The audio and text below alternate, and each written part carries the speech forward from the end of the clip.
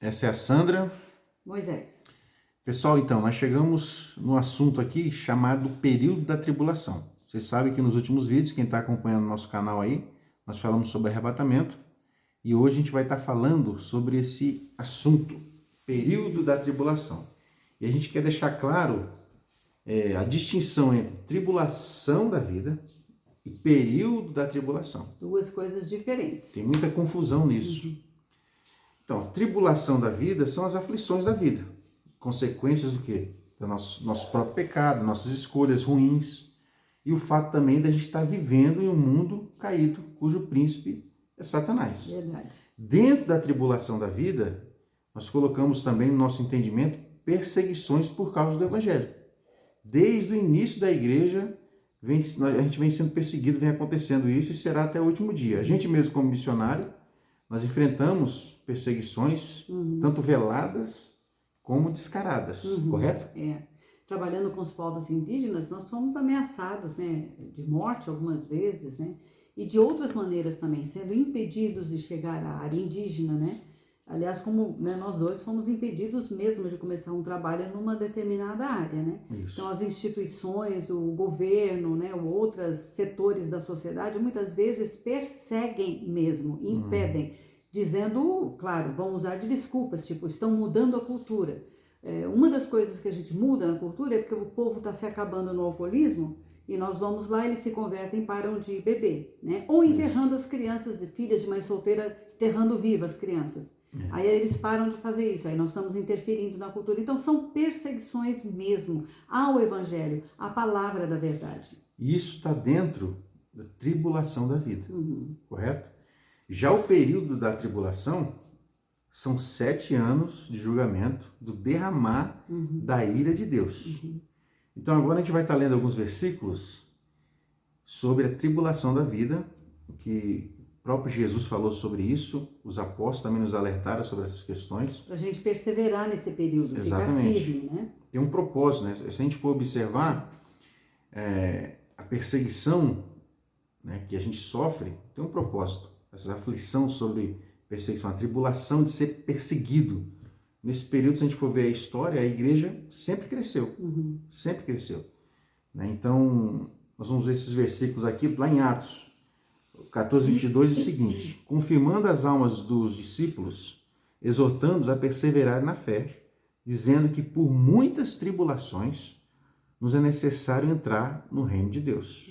Então, para entrar no reino de Deus, a gente vai passar por tribulações.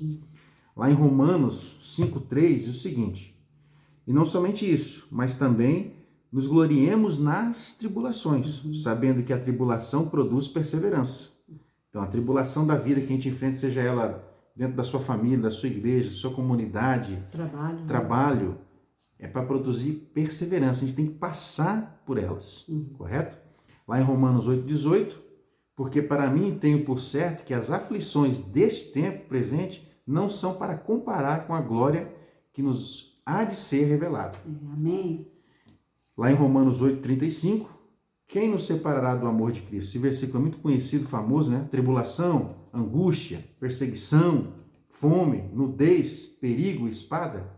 Então a gente derramar vê... da ira, do julgamento, não, essa parte não tem. Essa parte não está. Então em Romanos 12, alegrai-vos na esperança, sede pacientes na tribulação, perseverar em oração. Quer dizer, nós temos que na tribulação, quem de nós enfrentamos agora problema, tribulação, aflição? Todos nós. Agora na pandemia, inclusive, né? Quantos perderam emprego e tudo, né? Então, são tribulações da vida. São tribulação da vida. Doenças, né? Não é o período da grande tribulação, correto? O período da tribulação escatológica é uma coisa completamente diferente. Isso.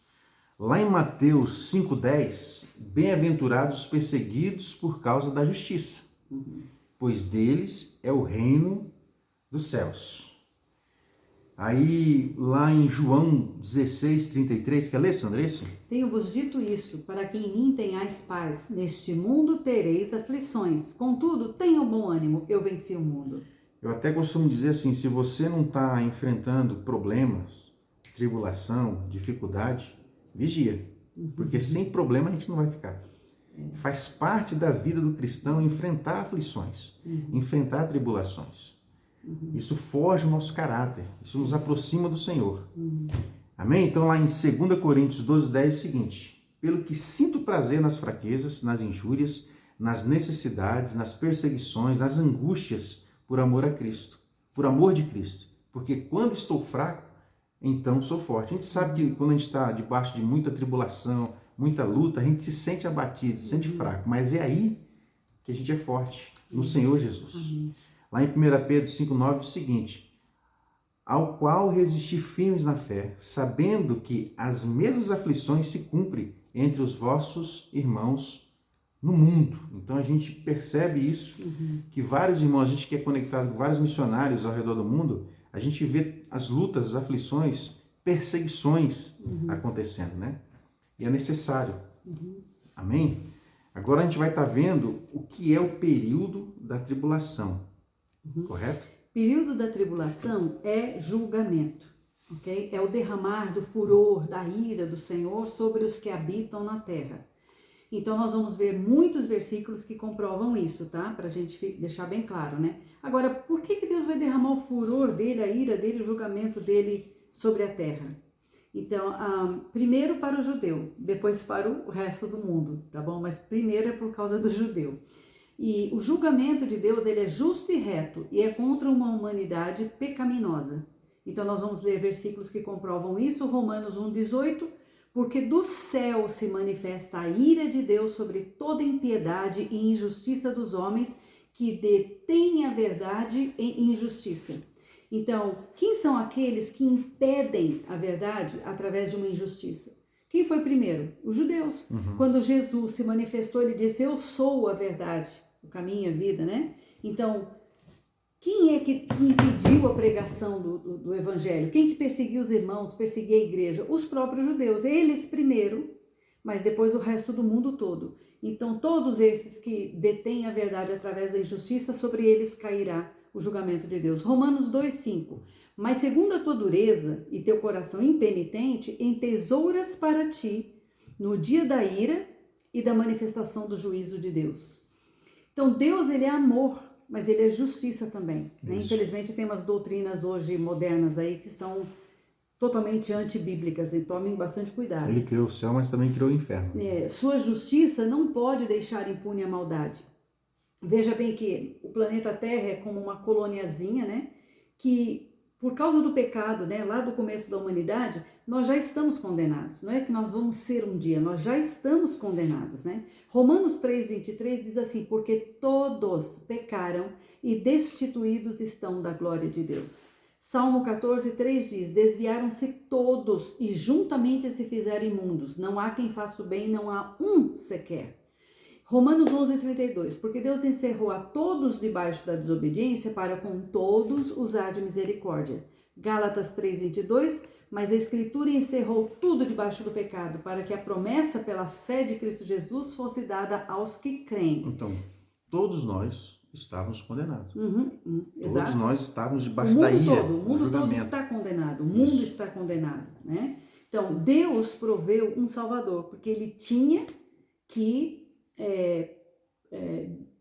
castigar aquela impiedade, né? Então, o que ele fez? Porque todos nós estaremos perdidos, todos. Então, ele proveu um Salvador. Porque ele é justo. Porque ele é amor, porque, na verdade, é o Filho dele que ele deu para sofrer no nosso lugar a consequência do que nós deveríamos sofrer. Então, ele satisfez nesse Salvador a ira dele. Isso, agora, quem rejeitar esse Salvador que ele proveu, não será poupado. Por quê? Porque já está condenado, não é que vai ser. Entendeu? Imagina assim, tá todo mundo condenado e de repente aqui surge uma pessoa que fala assim: olha, eu vou pagar para você. Não quero, deixa eu condenado aqui. É mais ou menos assim, né? Então, João 3,18 diz: quem nele crê não é condenado, mas quem não crê já está condenado, porque não acreditou no nome do Filho unigênito de Deus. São livres de condenação os que aceitam e passam por esse Salvador. Aleluia. Ele é a porta, ele é o caminho. Aliás, o único caminho. Então, por mais maravilhosa que Maria tenha sido, ela não é esse caminho, ela não é essa porta, ela não é a salvadora. É Jesus o Salvador, ele é a porta e o caminho. Nem os apóstolos, né? Nem os apóstolos, nem João, que era o querido, O e nem amadinho. Paulo, que era do apóstolo dos gentios. Enfim, Só Jesus. É o Romanos caminho. 5:1 diz: sendo, pois, justificados pela fé, temos paz com Deus por nosso Senhor Jesus Cristo. Estávamos separados de Deus e condenados. Ele vem, paga o nosso pecado e nos reconcilia com Deus. Podemos ter paz com Deus. Olha que coisa maravilhosa. Romanos 5:8. Mas Deus prova o seu amor para conosco em que Cristo morreu por nós, sendo nós ainda pecadores. João 3,16. Porque Deus amou o mundo de tal maneira que ficou doido. Deu seu próprio Filho unigênito para que todo aquele que nele crê não pereça, mas tenha vida eterna. Então, esses são os versículos, se nós temos tempo ainda. Não, então, eu acho que a gente pode encerrar aqui e no próximo vídeo a gente vai estar buscando as peças sobre o período da tribulação, correto? São todos os versículos que falam desse dia da ira, esse dia do julgamento, Isso. o dia do Senhor. Vamos juntar todas as pecinhas, apresentar para você e vamos estudar juntos. E nesse vídeo a gente deixou clara a distinção entre tribulação da vida e período da tribulação. É importante. Leia os versículos, estude e... Assim, mostrar que você ama Jesus e que você está disposto a sofrer por Ele é agora, aqui nessa vida, nessa terra. Isso. Porque no período da tribulação vai ser o derramar da ira, vai ser o julgamento de Deus. E ali, não queira estar. Porque diz que não teve um dia igual àquele, jamais haverá um outro dia igual àquele. Por que você tem que sofrer o derramar da ira de Deus, sendo que Jesus é o nosso Salvador? Então pense bem nisso. Isso, então se inscreva no nosso canal, pessoal. Aperte o sininho lá, compartilhe, curta. E até o próximo vídeo.